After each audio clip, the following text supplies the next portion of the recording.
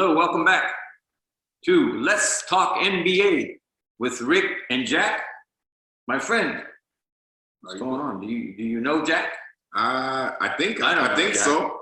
Hey, I don't know Jack. I may not know Jack, but at least I have an opinion on Jack. Hey, you talk about knowing the NBA. And again, thank you for watching. Thanks for tuning in.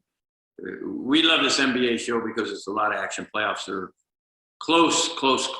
There's only 14 games left. That's crazy. Teams like the Lakers and a few of these other better get with it. The Lakers better get healthy. But talking about it's so tough. Last night, you look at three major teams in the NBA lose. Milwaukee loses to Phoenix. Philadelphia loses to Golden State.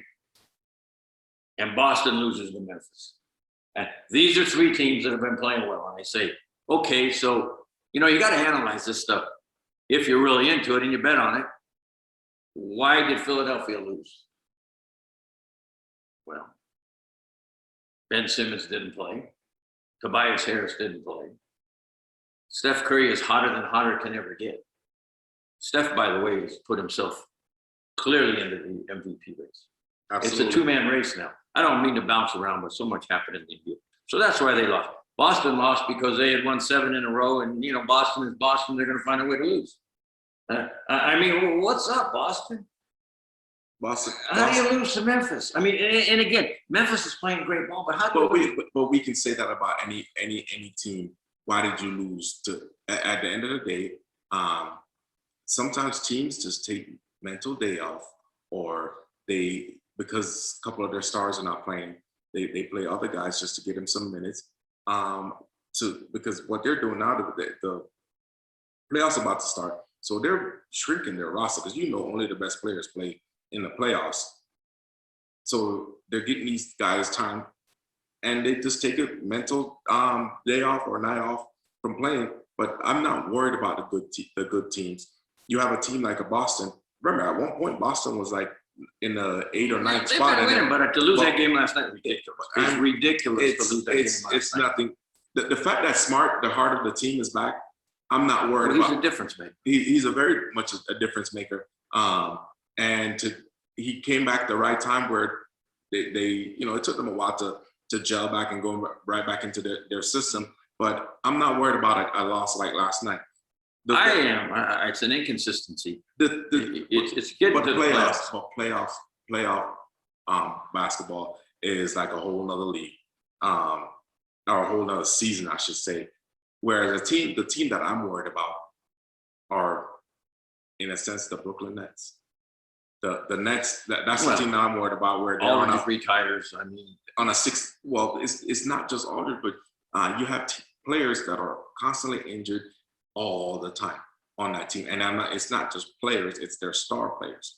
So, can they go on a run?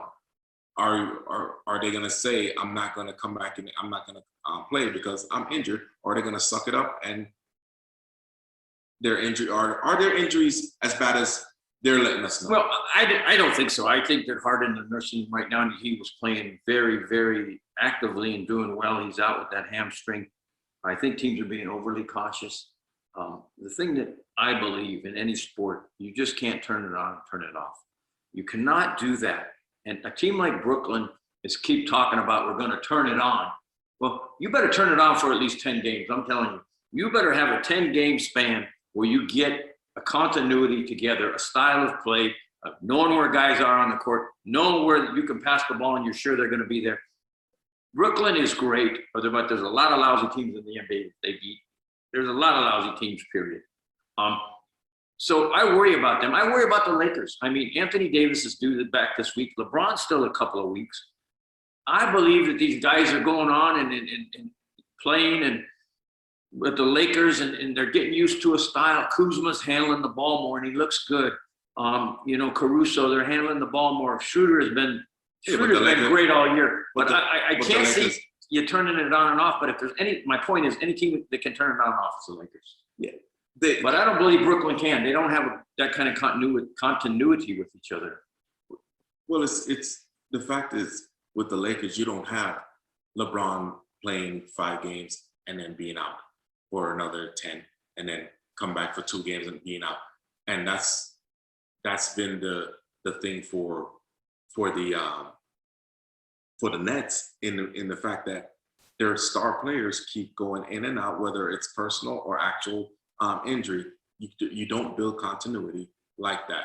Whereas the Lakers, yeah, their 2 star players are out, and they should be coming back anytime soon now. So now we need to bring Anthony Davis back up to speed. Now we need to bring LeBron back up to speed. Cool. I still have the same issue with the Clippers. The Clippers, they don't have that continuity. But the difference right now with the Clippers, despite all of that, they're still on the last 10 games. They're 8-2. So they'll be fine. Don't worry about the Clippers. I'm not worried about any of the teams. Leonard's been out with a little foot problem. They lost the other night. Listen, the Clippers again. We don't want to accentuate the West too much, but it's a really great league. There are teams there that can beat the Lakers. I watched Phoenix play last night and go and take that game in Milwaukee. Again, they got a lucky call at the end. That foul on Booker was not a foul. It should have been another overtime. That was a bad call. They end up winning by 1. He did. PJ Tucker didn't foul him. So that was a bad call. But that was a great game. And to me, that's 2 teams at full strength, 2 good teams. And it tells me that's what it's supposed to be. 2 really good teams at full strength going at each other. And if you watch that game last night, both those teams are going to be there. What I want to ask you is, we know what the West has got. I mean, Denver can win it. Phoenix can win it. Portland just doesn't have enough. Clippers can win it. The Lakers, of tough. So the West is going to be tough road to the championship. Do you think in the East that Milwaukee has enough with the addition of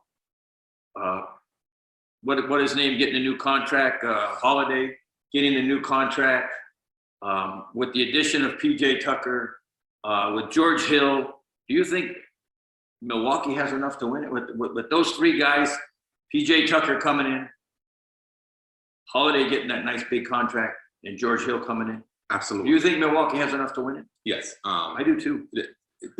Then you got Milton. The Bucks are a very dangerous team on the West. On the East, I'm sorry. Then I would say Boston too.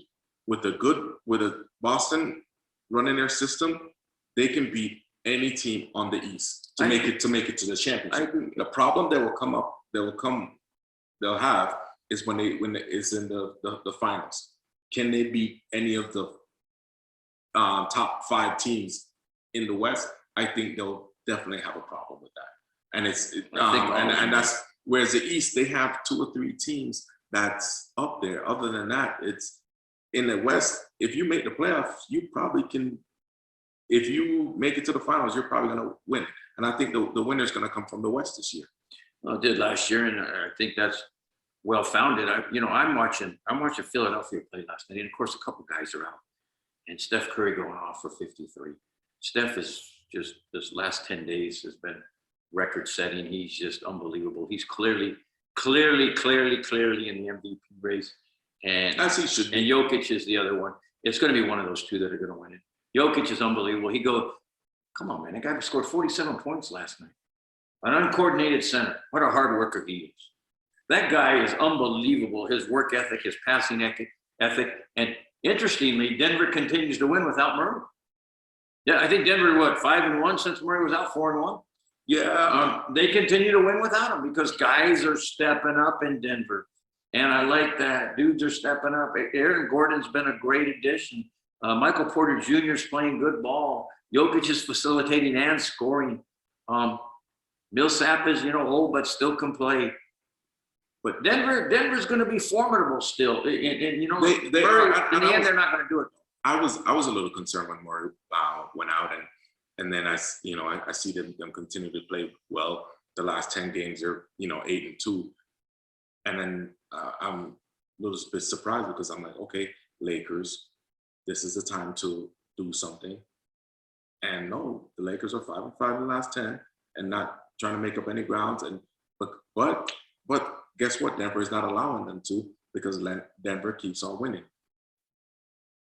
Like I said, any team on the West that makes a playoff has a chance. And we didn't even we barely talked about the Suns. Yeah, the Suns are a great team. They're a great team. We didn't talk about Utah.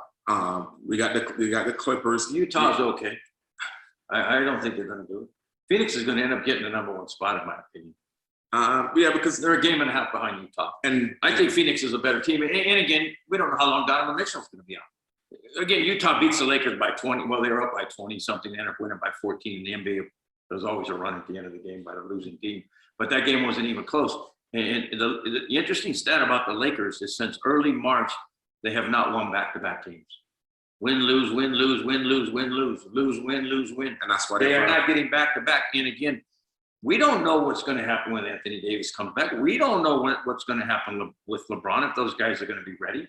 If only one is ready, the Lakers aren't going to do it. The Lakers are not a formidable team if they don't have them both. They don't have enough players. A team like Phoenix, they work hard every day. They are well coached. They are a very well coached team, and Phoenix is dangerous. And again, to go into Milwaukee and win that game last night, and you're the guy that's been talking about Phoenix for a long time now. You've been on Phoenix. That's been your team. So I'm not telling you anything new. You have been counting Phoenix for a long time. So you're right on it. And I believe it's my belief. But we've had this discussion when in fact it was a phone call when what's his name went over there, went to Phoenix, CP3. Yeah. When he went there, we're like, oh my God, they're trying to be serious. Because, and then, of course, we're touting his basketball IQ and how he's going to make Booker such a better player, help him build his IQ. And of course, the rest of the team. But it's like, we've been saying this ever the day he got traded to Phoenix. We've been saying that, watch out for the Suns, because he's going to make that team way better than they are. Because remember, we weren't expecting Oklahoma City to be good once he went there. And guess what he did? He made that team so much better. Yeah, he makes everybody aware of what's going on. He's a great teacher. He's like Schroeder with the Lakers. People don't give that guy enough credit. He just knows the game, and he is a really, really good player for the Lakers. They made a good deal. But Phoenix has surprised me. The big problem with Phoenix is I don't think they have that. I think they have maybe those first 5-6 guys, but they don't have a bench beyond that. It's not a strong bench. In the playoffs, you've got to have a strong bench. Because you're wear and tear. If you're playing every other night, when you're used to playing, I'm not playing tonight. I didn't play for a week. I've had a week. But you can't take a week off. You got to play every other night. With playoff basketball, you probably run a 9-man rotation. Well, because that's that. I don't think that much. I think if you're 6 or 7 guys that's all that's making an effect in those games. Yeah, that's what I'm saying though. If obviously the reason why I say 9 because teams start playing defense in the playoffs, so you're more likely to be in foul trouble, and you have your star player. They do play defense. So that's why I'm like 8-9 man rotation. So I'm not worried about the Suns as far as you said they only have 6. They just need to get 2 more players to put in that rotation that they can be comfortable with. But the Suns is the team of the West that I think can upset the Clippers and obviously a full strength Lakers team, because CP3 is not just going to let them be ran over, and he wants to win a championship. Well, let me ask you this question. I think Phoenix is, again, in the end, their lack of bench behind the top 5-6 guys is weak. They picked up Saric, which was a good pickup for them. Dario Saric, he's a good ball player. Inconsistent, but at full strength, the Lakers and the Clippers, who's the better team? Lakers. Really? Yes. I think the Clippers are. And and that's going to be fun, because I hope they play. To me, Phoenix, Utah, Denver, fantastic. They're all fantastic. They've had a great year. Kudos to those teams, by the way. They're great teams. And I know you fans all think your team is going to do it. But in the end, it's going to be the Lakers and Clippers, if they're healthy. I don't know that the Lakers Clippers will be healthy. And it all depends on I'm not sure the Lakers are going to get healthy. So and it's the same thing with Brooklyn. And it all depends on their seed. They may not make it to the finals. Who's that? The Lakers or the Clippers may not make it to the finals. The Clippers might not. Have you watched that team play? Yeah, I watched them last year. You said the same thing, and they didn't even make it there. So you got to throw last year out. Bubble basketball. And all these guys were just new to each other. Paul George is playing like a beast. You don't think he's going to play good in the playoffs this year again? No, you don't. It's not bubble basketball. He's not in that mental state that he was in. He's in a real good mental state. If you watch him, what is it, 5, 6, 30 straight game, 5, 6 straight games with 30 points or more. He's doing pretty well. Okay. Paul George is. I know you don't like the Clippers, and it's still a team. Don't be surprised if the Clippers make the finals. Okay, I wouldn't be. It's just a matter of. I'll be surprised if Phoenix, Utah, or Denver make the finals. I will be surprised. Everybody. I won't be because of their talent. So let's talk. So as far as the playoffs, right? We had a discussion yesterday for us to think about as far as do we really like the playing games? And I must say I like it. Yeah, 7, 8, 9, and 10. As you all know, they got a play-in system this year. The 7th, 8th, 9th, and 10th got to have a playoff to see who's going to get the 7 and 8 spots. And we had this big discussion in our production meeting yesterday. And again, expound on it more. So teams like teams normally it's the first 18 makes it to the first 8. So then now the 7 and 8 teams, they're just like, oh, whoa, why do I have to play in to make it to the playoffs? I agree with you. Which it doesn't matter. It's another game. It's part of the playoffs. They expanded the playoffs. Guess what? Next year you could be in the same spot that you got to play in, and then you make it all the way to the finals because of that playing game. And I want to make an example of that is a UCLA. UCLA got to play in to make it to make it into the NCAA tournament, right? Yeah. And what did they do? They made a killer run. College basketball, 20 games. It's 25 games. It's still the same. They got played. They would not have made the playoffs. They would not have made the field of 64 if they did not play in. But they did, and they had an opportunity to put themselves to be able to win a championship. Same difference. What they did now was they expand the playoffs, embrace it, and make the best of it. So what if you have to play Steph Curry? Guess what? If Golden State can make a run right now, and Memphis will be SOL because guess what? Golden State, what, in the 9th spot? They're in the 9th spot. So then now you get knocked out, Memphis, because you're complaining, right?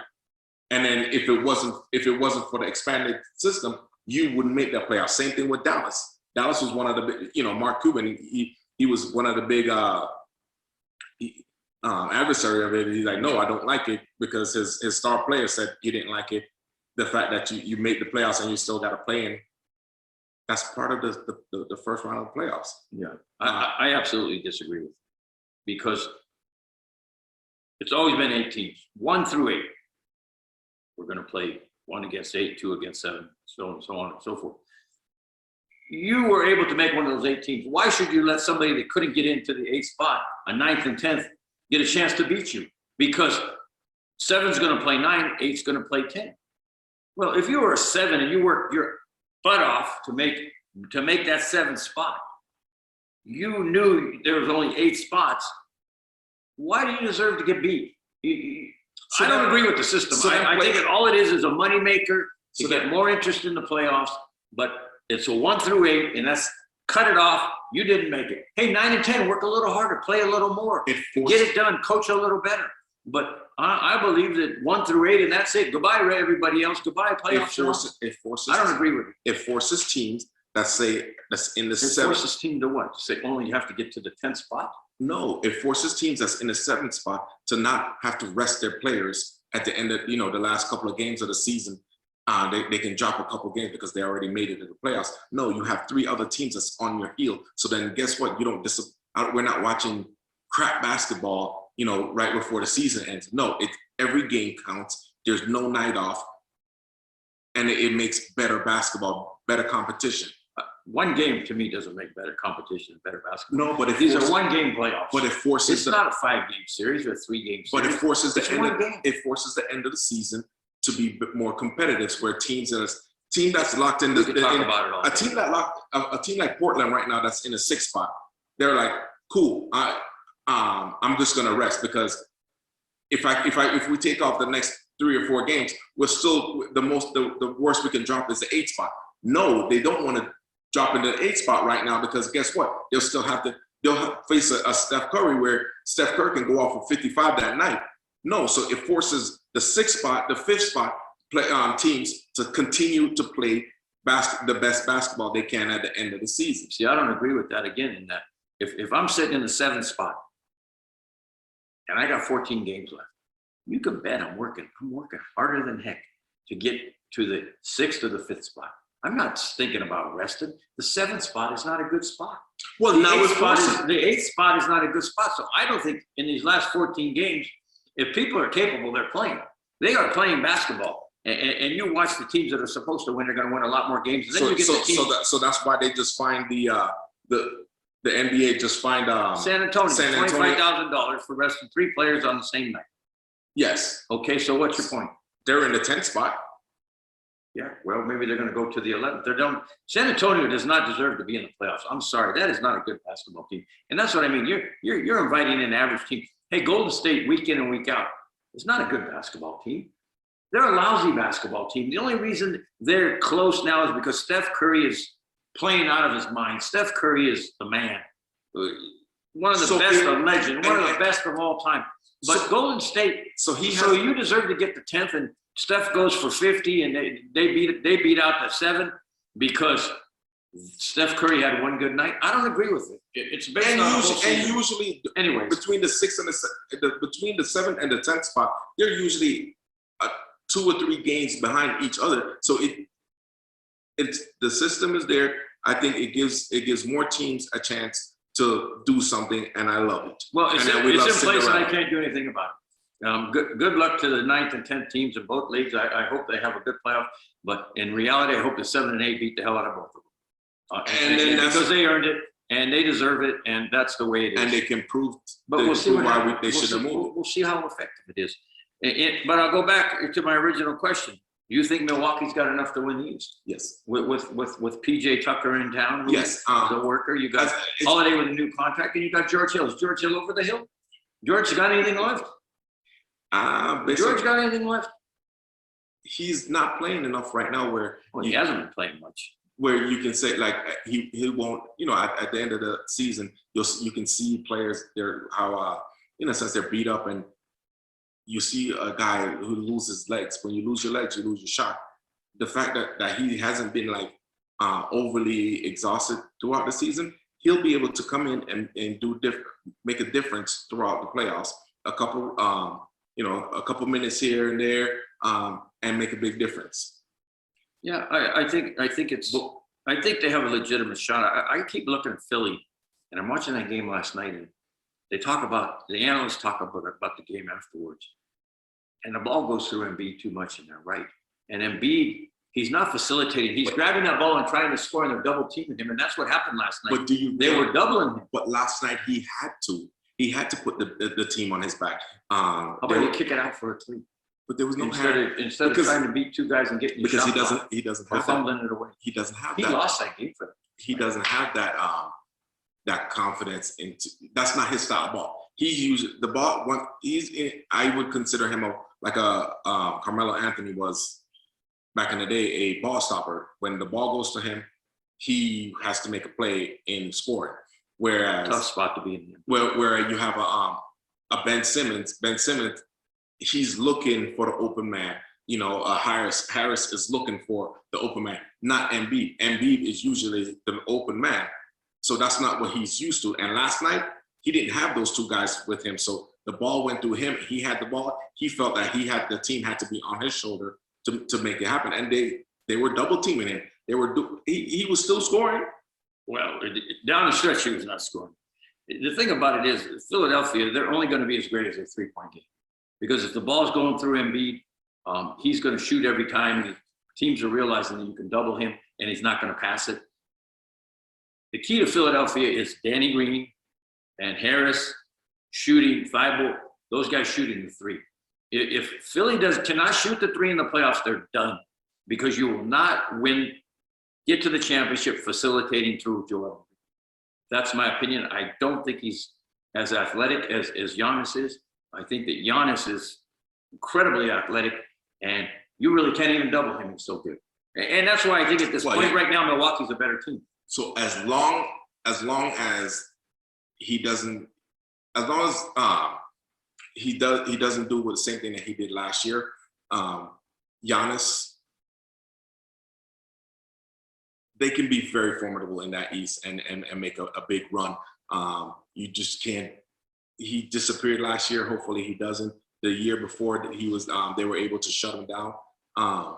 But this, I just feel like he's a better player this year than he was, where he's actually facilitating more. What I've noticed watching Milwaukee games, there were a lot of times where the Bucks outscored the team so much that in the last 7 or 8 minutes of the game, and that's on the game clock, which is probably a good 20, 25 minutes, he was not on the court.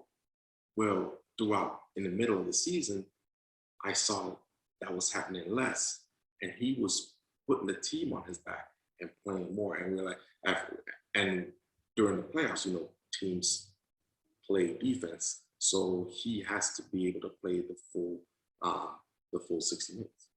Well, 48. I don't think anybody plays full 48 minutes anymore. I think you're probably going to get 40 to 42 out of him. You're not going to get a full 48. Well, you got to rest. I mean, it is a grueling game. I understand, but what I'm saying is, when the clock hits 0, he's still on the court. Well, right now he's not there because Milwaukee, they're blowing teams out, so he's never there. So when people are like, "Oh, he has no legs at the end of the game," when he needed to, because he's not used to playing 48 minutes. So he's used to maybe playing 32 minutes for the game, and he's resting, chilling. Yeah, Milwaukee's going to be fine. Do you think that Boston and Miami can make a serious run? Not Miami, but Boston. You think Boston can make a serious run? Tristan Thompson's playing a lot better, by the way, and he's doing a good job in the middle right now. With Smart back, they're playing smart basketball. They're playing. He was the heart of the team. He's still the heart of the team. He's definitely the guy that makes it go. And we saw the difference with him back and them getting some type of continuity. He'll be able to help them. The big difference there really has been is that Kemba Walker's gotten healthy. He's playing very well. And Tristan Thompson is playing very well. He's gotten healthy. So Boston, through pandemic issues and injuries, has not been, like Jaylen Brown didn't play, they lost without him. But they need that whole crew. That's a good team. That's actually a very dangerous team. And they get that kid from Oregon that comes in. He's a real Talking nice. about Pritchard? Yeah, he's a nice little ball player. He reminds me of Caruso. He's a nice little ball player. He reminds me of Caruso. When Caruso comes in, he brings that spark. He brings that energy, especially if they're down, or to continue what's there. Yeah, he's a nice player. And not to mention, he's a very smart basketball player too. Yeah. So I could see him actually coaching one day. Yeah, I like that kid. He was great at Oregon. He played for 4 years. He's one of those guys that had a full career. And you see the difference in a guy who's played 4 years of college basketball and one who's only played 1. So that's interesting. But we got a lot to talk about because injuries are going to, as we continue to say, injuries are going to play a big role here. We don't know how long Donovan Mitchell's going to be out. And again, Utah, they're not stacked with guys behind the first 5 or 6, 7 guys. They're not stacked. And it's going to be interesting. I still think that the front runners in the West are definitely the Lakers and Clippers. I think they're going to be there. And I think you're going to see, Milwaukee and Brooklyn probably fight it out for the East. But I don't know how you see it, but that's how I see it. Just about the same. I think Phoenix and Lakers probably down the stretch. I still don't have any confidence in the Clippers. I see that. And then same thing with Brooklyn. With all that talent there, if your talent's not on the floor, it doesn't make a difference. Philly and Milwaukee will definitely, I think, come playoff basketball will be much better. Atlanta has been playing a little bit better, but I don't think Atlanta doesn't have enough. Memphis doesn't have enough. They played a lot better. It's like almost like, you make the playoffs. It's like you get a little participation trophy, play your game, and collect your money. Yeah. Anyways, it's a lot to talk about. Give us your opinion. What do you all think? It's a lot of fun. I mean, we're big NBA fans, as you can tell, and we love to talk about it. There's so many subjects we could go for hours concerning NBA, but we want to thank you for watching this show. It has a special place in our hearts because we really do love the game, and we thank you for watching it. We thank you for liking us. Please continue to share. You know, watch us here at WWDBTV. Check us out at YouTube. We're over there, and also at Roku TV and Apple TV. Continue to watch us. We thank you for watching our shows. We love NBA. A lot of action coming up. Only 14 games left. Playoffs are around the corner here. Let us know what you think and give us some opinions and what else you'd like to know about on this show. And if you would like to talk more a little bit about how to bet games and that type of thing, you know, get back to us. Comment on it, please. But thanks for watching. We'll talk to you next week, and continue to enjoy the game and hit that subscribe button. Hit that subscribe button. We thank you all for watching. Talk to you soon. Continue to enjoy the NBA. God bless.